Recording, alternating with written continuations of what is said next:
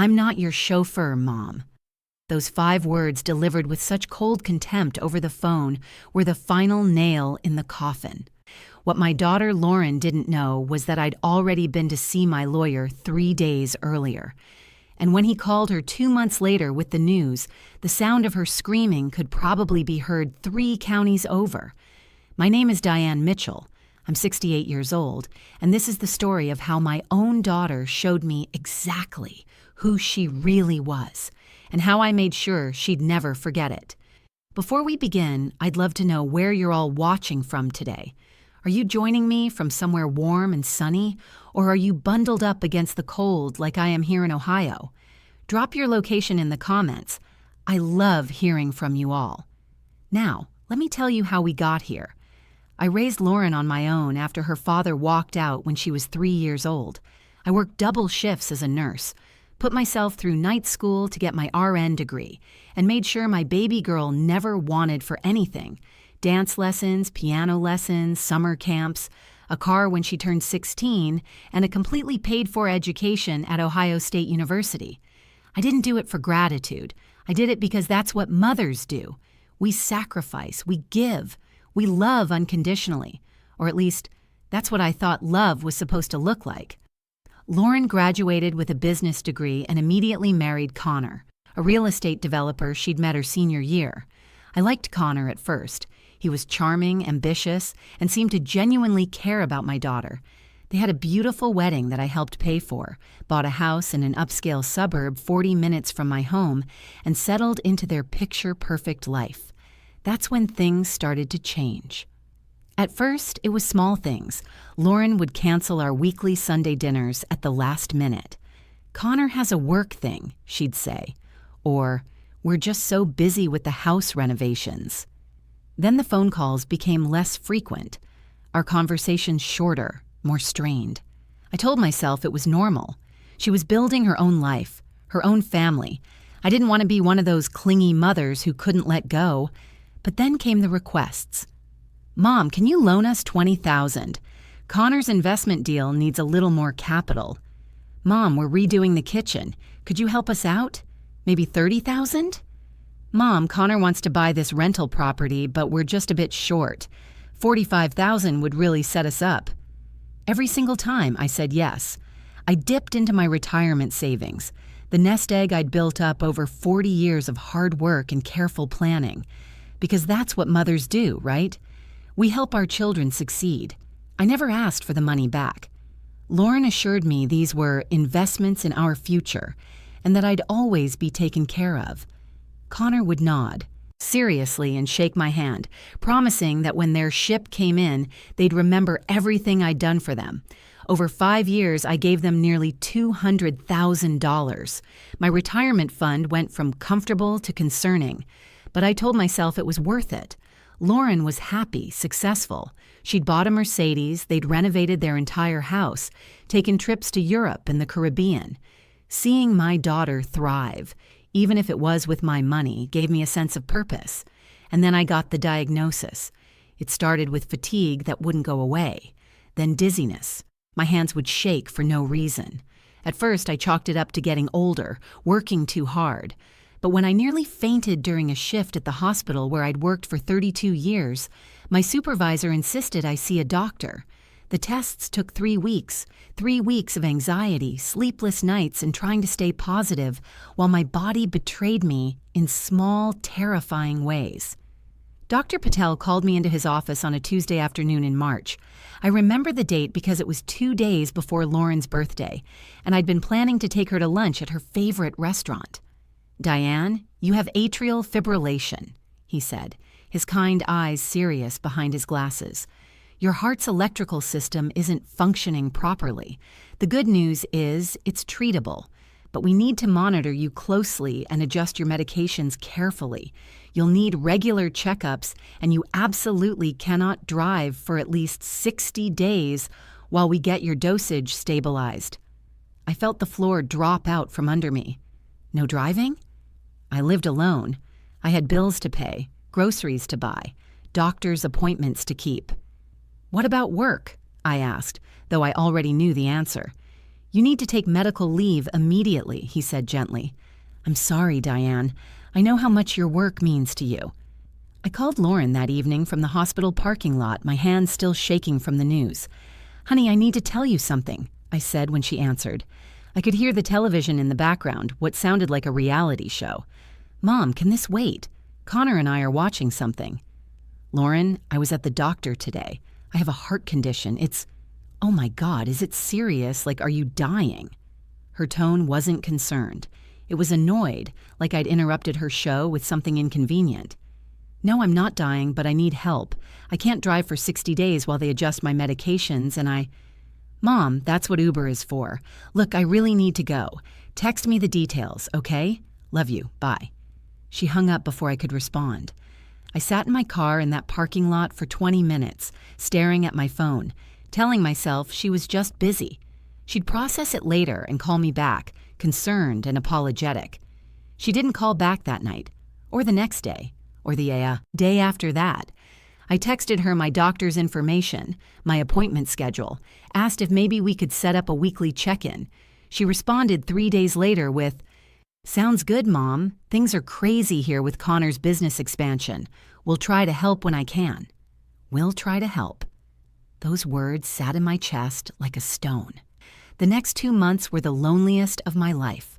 I took Ubers to my appointments, spent a fortune on grocery deliveries, and sat in my house watching the trees outside my window slowly bloom with spring growth while I felt myself withering. I'd call Lauren once a week. Sometimes she'd answer. Most times it would go to voicemail. When we did talk, she'd rush through the conversation, always with somewhere else to be, something else to do. How are you feeling? Became her standard opening line, delivered in the same tone someone uses when asking, How's the weather? I'm managing, I'd say, even though some days the fatigue was so overwhelming I couldn't get out of bed until noon. It would be nice to see you, though. Maybe you could come for lunch this weekend? I'll check my calendar and let you know. She never let me know. Then came my follow-up appointment. Dr. Patel needed to see me at 2 o'clock on a Wednesday afternoon. I'd scheduled it weeks in advance. The night before, I called Lauren. Honey, I have my important appointment tomorrow, the one that determines if my medication is working. Could you possibly drive me? It's at 2 and... Mom, Connor has a property showing at 3. I need to be there. It's just an hour. We'd be done by 3:15 at the latest. You know what Ubers are, right? You're not helpless, Mom. I can't just drop everything every time you need something. Every time I needed something. As if I'd been calling her daily, demanding her attention. As if I hadn't given her everything I had for 35 years. Lauren, I gave you $200,000. Oh my God, here we go. You're going to throw that in my face now? That was years ago, Mom, and we never asked you to give us that money. You offered. My hand tightened around the phone. I never asked for it back. I just thought, you thought what? That I owed you? That's really manipulative, Mom. Connor says you've always been guilt-trippy like this, Connor says. When had my daughter started using her husband's opinions as weapons against me?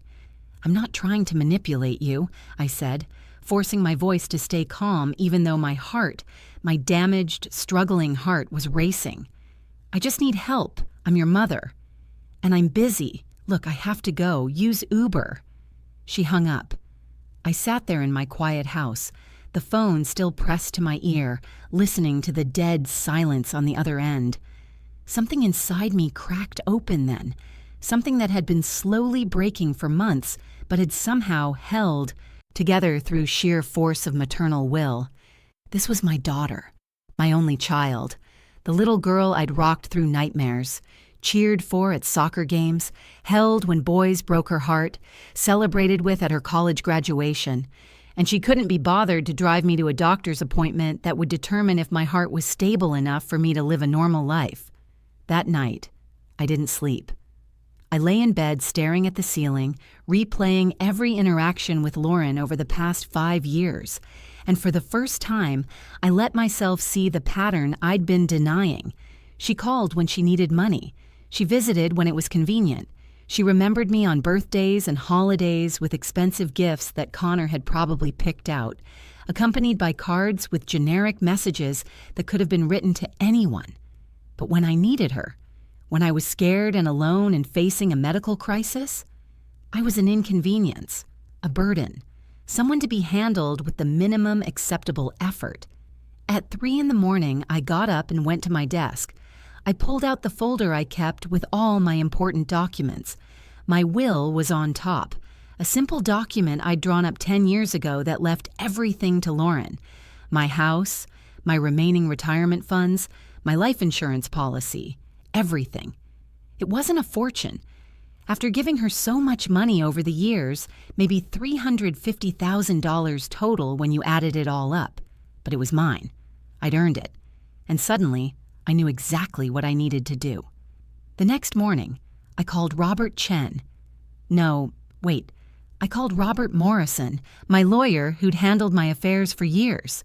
I explained the situation. He listened without interrupting, his silence on the other end of the line somehow comforting. "Diane," he said when I finished, "I want you to think very carefully about this. Estate decisions made in moments of anger can have lasting consequences." "Robert, this isn't anger, this is clarity. I want to change my will. Today." "Are you sure?"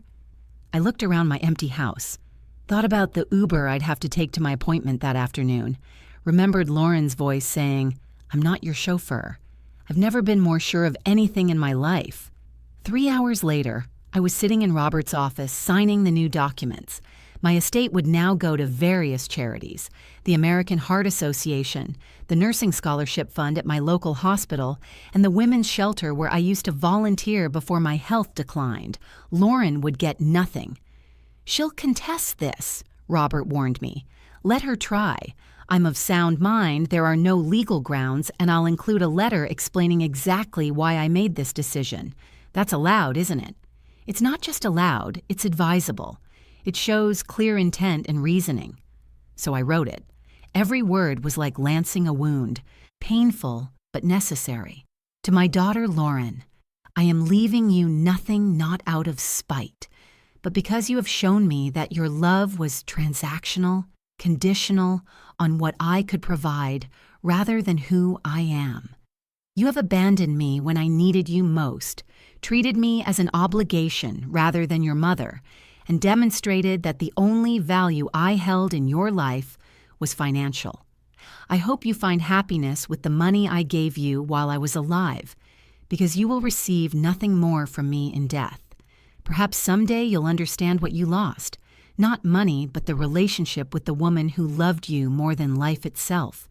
Your mother, Diane Mitchell." I signed the will. Robert's secretary witnessed it, and it was done. That was 3 days before the phone call that started this whole story. The appointment went fine.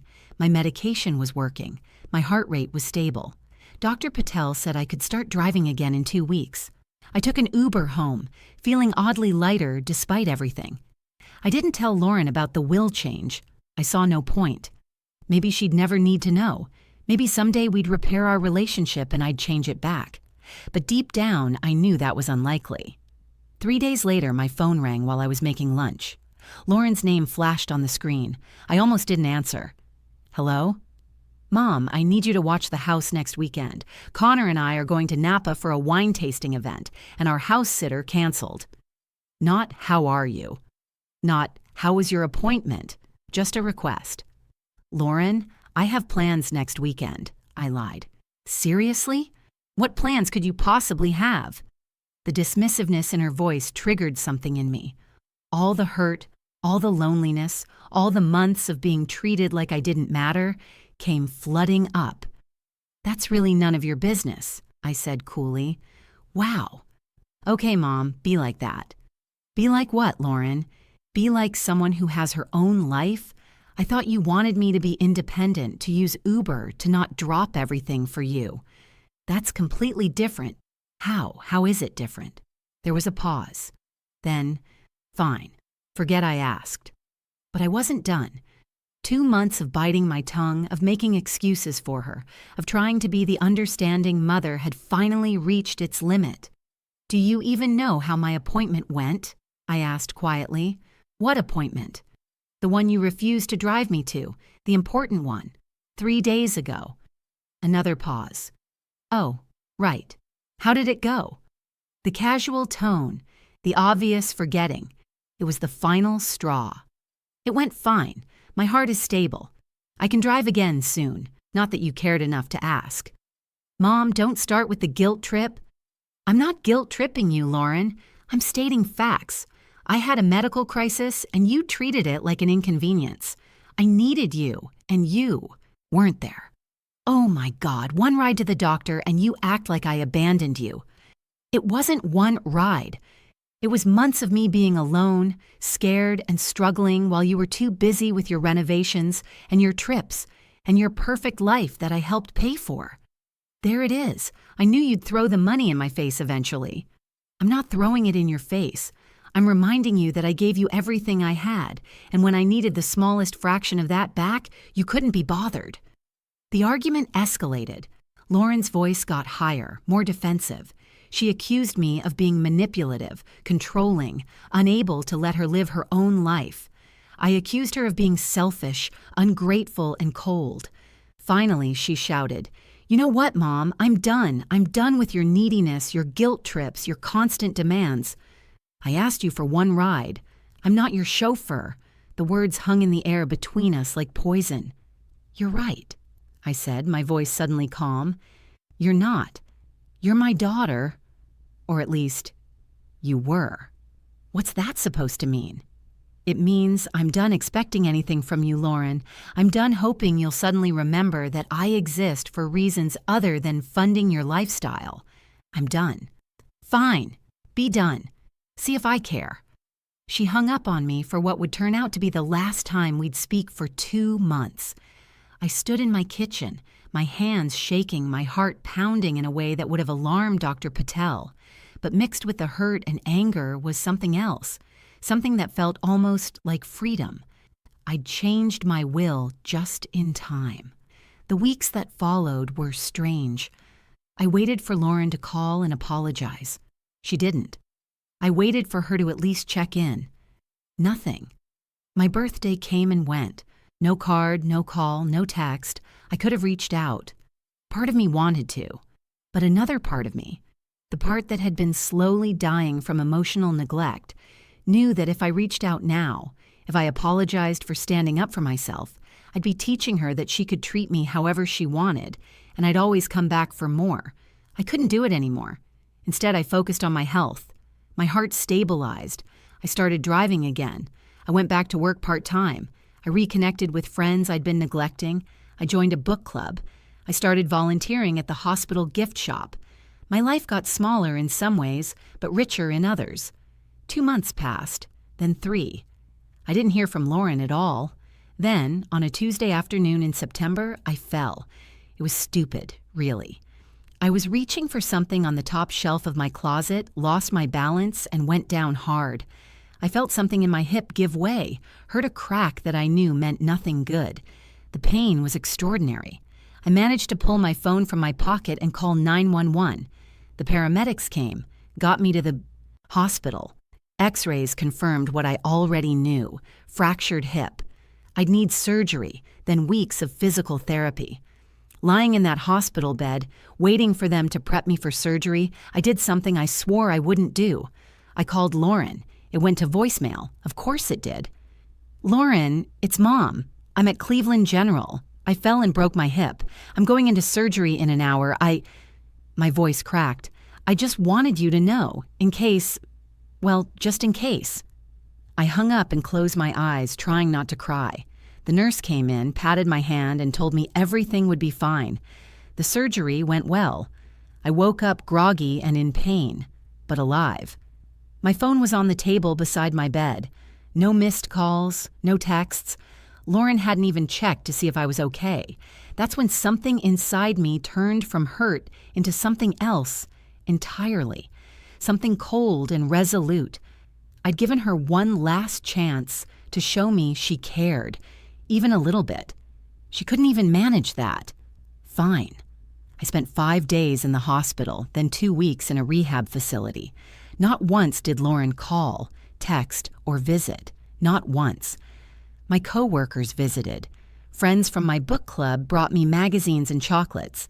Even my neighbor, Mrs. Patterson, drove 40 minutes to sit with me for an afternoon. But my own daughter?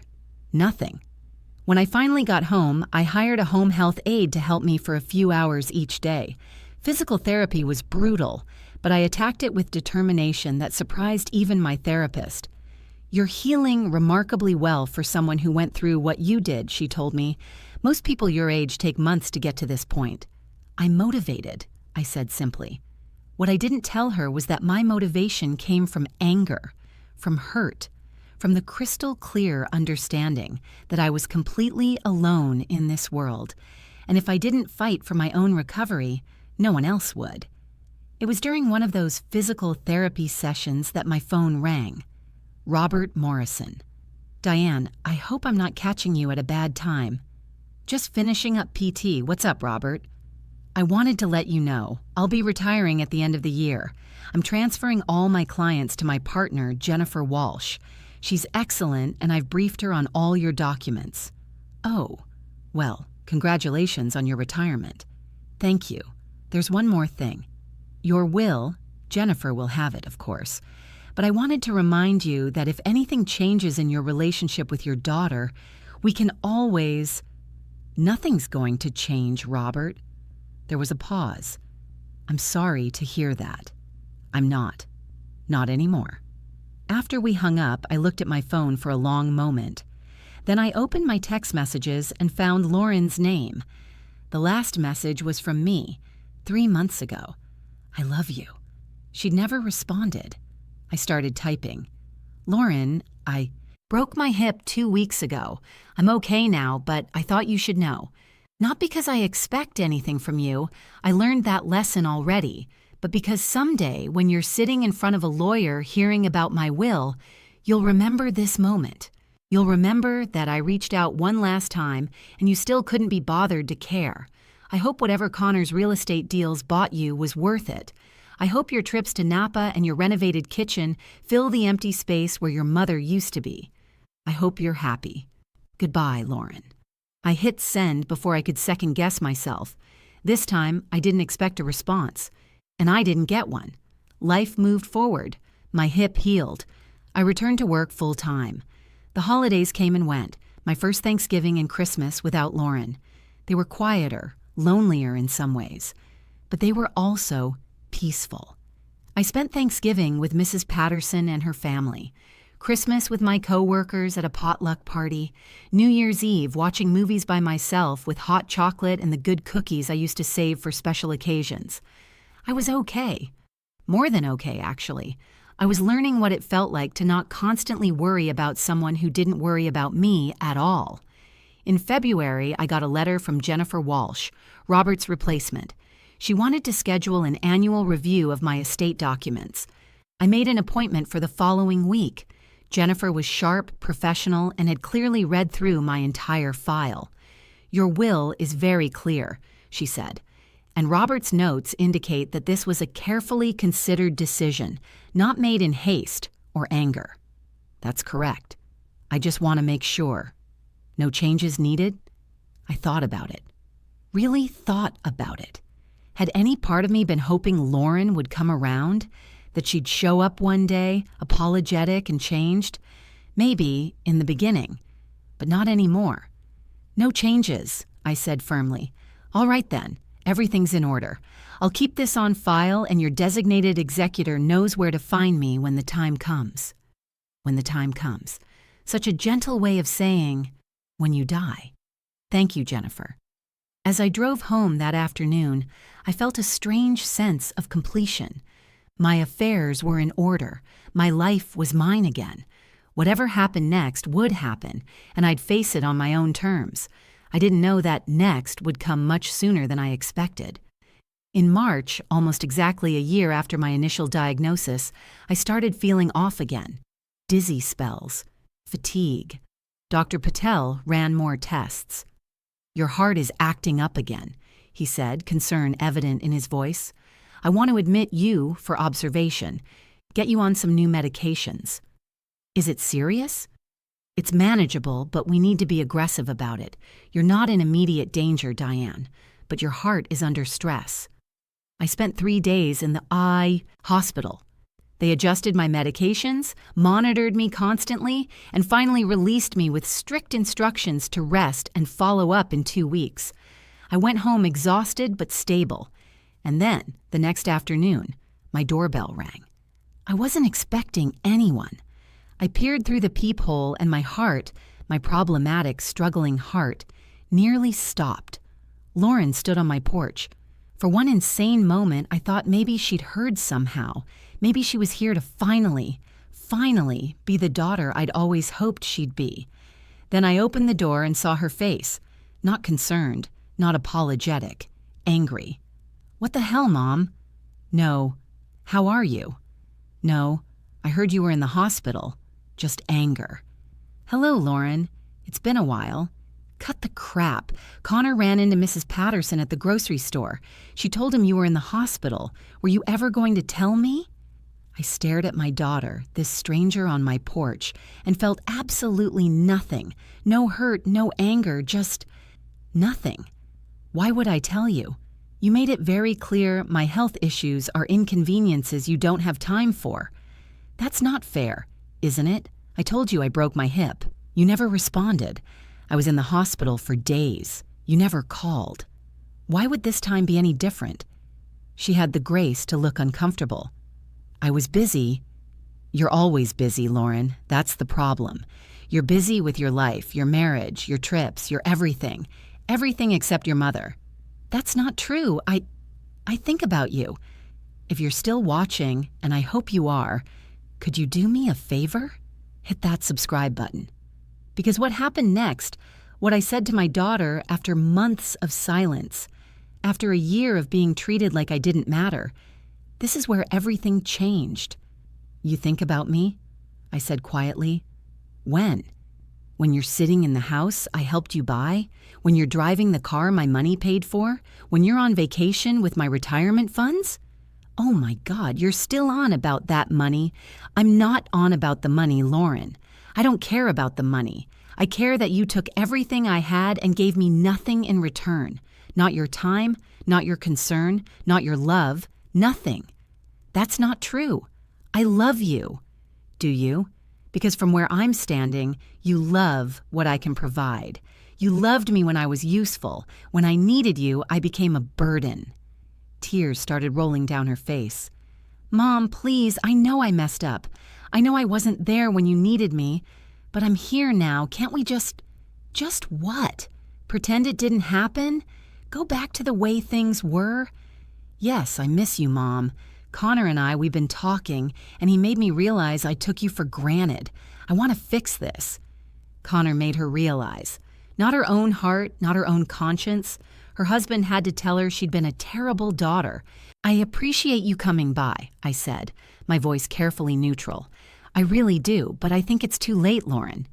"Don't say that. It's never too late. You're my mom, and you're my daughter." Which makes what you did, what you didn't do, hurt even more. She reached for my hand. I pulled away. "Mom, please, give me another chance. I'll be better. I'll visit more. I'll call more. You'll do all of that until the next time your life gets busy, or Connor needs you, or something more important comes up, and I'll be right back where I started, waiting by the phone for a daughter who can't be bothered." "That won't happen. I swear." "You swore you'd pay me back the money I loaned you, too. How did that work out?" She flinched like I'd slapped her. "That was different." "It wasn't different. It was the same pattern over and over. You take from me and give nothing back. Not money, not time, not love. Nothing. I'm trying to make it right now. Because you heard I was in the hospital. Because Mrs. Patterson mentioned it and suddenly your conscience kicked in. Not because you genuinely cared enough to check on me yourself." The tears were flowing freely now. "I'm sorry. I'm so sorry. Please, Mom, please." I looked at my daughter, really looked at her. saw the designer clothes, the expensive highlights in her hair, the diamond tennis bracelet on her wrist that I knew cost at least $5,000, all funded by my hard work, my sacrifice, and I felt nothing. "I forgive you, Lauren," I said softly. "I do, but forgiveness doesn't mean things go back to normal. You taught me that I can't depend on you. That lesson is learned. I can't unlearn it." "So what? We just never talk again? You're just going to shut me out of your life?" "I'm not shutting you out. You shut yourself out. I'm just accepting reality." She stood there on my porch, crying, begging me to let her back in. And part of me, the mother part, the part that had loved her since before she was born, wanted to believe she really meant it this time. But the rest of me, the part that had learned to survive on my own, knew better. "You should go," I said gently. "We both need time to think." "Think about what? Whether you can find it in your heart to forgive your own daughter?" "I already forgave you. I'm thinking about whether I can trust you, and right now, the answer is no." She left. I watched her walk to her Mercedes, watched her sit in the driver's seat for 5 minutes before finally driving away. I closed the door, went to my living room, and sat down heavily on my couch. My hands were shaking. My heart was racing. The bad kind of racing that made me worry Dr. Patel would put me back in the hospital. But underneath the physical symptoms was something else, something that felt like closure. I'd said what I needed to say. I'd stood my ground. For the first time in our relationship, I'd put my needs before her wants, and it felt right. 6 weeks later, I was doing much better. My medications were finally balanced. My energy was returning. I was even thinking about taking a trip. Maybe to visit my cousin in Arizona, see the Grand Canyon like I'd always wanted to. I was at work finishing up my shift when my cell phone rang. Jennifer Walsh. "Hi, Jennifer. What can I do for you?" "Diane, I need to inform you of something. I just received a call from your daughter's attorney." My stomach dropped. "What?" "Apparently, your daughter has somehow learned about the changes to your will. Her lawyer is making preliminary inquiries about your mental competency and threatening to contest the will." I sat down slowly, my legs suddenly weak. "How did she find out? Those documents are confidential." "I don't know, but she knows, and she's not happy." A bitter laugh escaped me. "I bet she's not." "Diane, I need to ask, how is your relationship with your daughter currently?" "Non-existent. She came by 6 weeks ago, apologized, begged for another chance. I told her I couldn't trust her. We haven't spoken since." And before that? Almost a year of silence, punctuated by me begging for basic consideration and her treating me like a burden. That's actually good for our purposes. If she contests, we have a clear pattern of estrangement that justifies your decision. Do you have any documentation, text messages, emails? Dozens, including ones from when I was in the hospital with a broken hip and she never responded. Save everything. Forward it all to me. If she wants to fight this, we'll show the court exactly what kind of daughter she was. After I hung up, I sat there for a long moment processing. Lauren knew. She'd somehow found out I'd cut her out of my will, and her first response wasn't to try to repair our relationship. It was to lawyer up. That told me everything I needed to know. 3 days later, Lauren showed up at my house again. This time, Connor was with her. I almost didn't open the door, but something made me do it. Call it morbid curiosity. Call it a need for final closure. "Mom, we need to talk," Lauren said, her voice tight and controlled. "Hello, Lauren. Connor, what brings you by?" "You know exactly what brings us by," Connor said, his charming facade completely gone. "You changed your will and cut Lauren out completely." "That's my right." "After everything we did for you," he started. "Everything you did for me?" I couldn't help but laugh. "What exactly did you do for me, Connor? Besides take $200,000 and ghost me when I needed basic help? We never asked you to give us that money." "No. You just manipulated and pressured and made me feel like a terrible mother if I didn't. Help you invest in your future. And then when I needed you, I'm not your chauffeur, remember? Lauren's face flushed. I apologized for that. Once, after almost a year, and only because Mrs. Patterson mentioned I was in the hospital, your apology was self-serving and meaningless. You're a bitter, vindictive woman, Connor spit out. You can't stand that Lauren built a life without you. With my money, I corrected calmly. She built a life with my money while treating me like an ATM with an annoying personality attached. We're going to contest the will, Lauren said, her voice shaking. You can't do this. I'm your daughter. I'm your only child. Yes, you are, and you should have acted like it. A judge will see through this, Connor said. You're clearly not of sound mind. I'm perfectly sound of mind. I have documentation from multiple doctors confirming it. I also have documentation of every time I reached out to Lauren and was ignored, dismissed, or treated like a burden. Every text message, every voicemail, every unanswered call. Would you like to contest this in court? Because I promise you, a judge will be very interested in reading our text conversations from when I was lying in a hospital bed with a broken hip. Lauren's face went pale. You wouldn't try me. Take me to court, Lauren. Let's air everything out in front of a judge. Let's talk about the money I gave you that you never paid back. Let's talk about you refusing to drive me to a doctor's appointment while I was dealing with a heart condition. Let's talk about you telling me you're not my chauffeur and then not speaking to me for a year. I'm sure that will go great for you. They stood there, Connor's jaw working, Lauren's eyes filling with tears again. I did love you, I said quietly. I loved you more than anything in this world. I would have given you everything, and I did.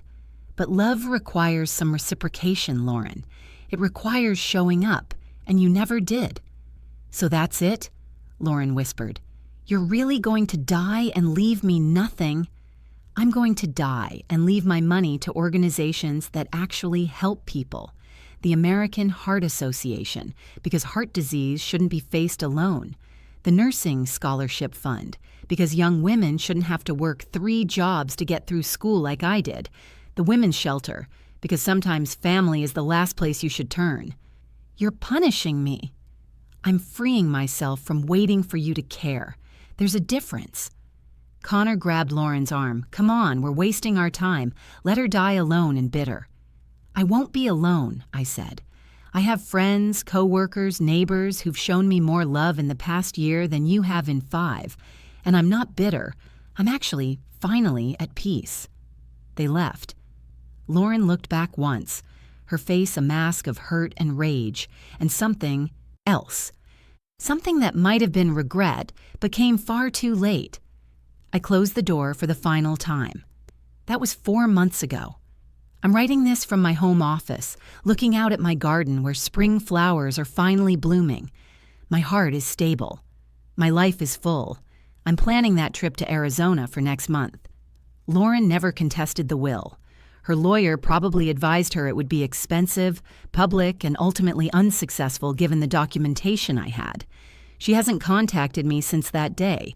Sometimes I wonder if I did the right thing, if I should have given her another chance, tried one more time to bridge the gap between us. But then I remember standing in that hospital parking lot calling my daughter to tell her I was scared and needed help. I remember her saying, I'm not your chauffeur, like driving her mother to a doctor was beneath her. I remember spending Christmas alone because she couldn't fit me into her schedule. I remember breaking my hip and waiting for a call that never came. And I know I made the right choice.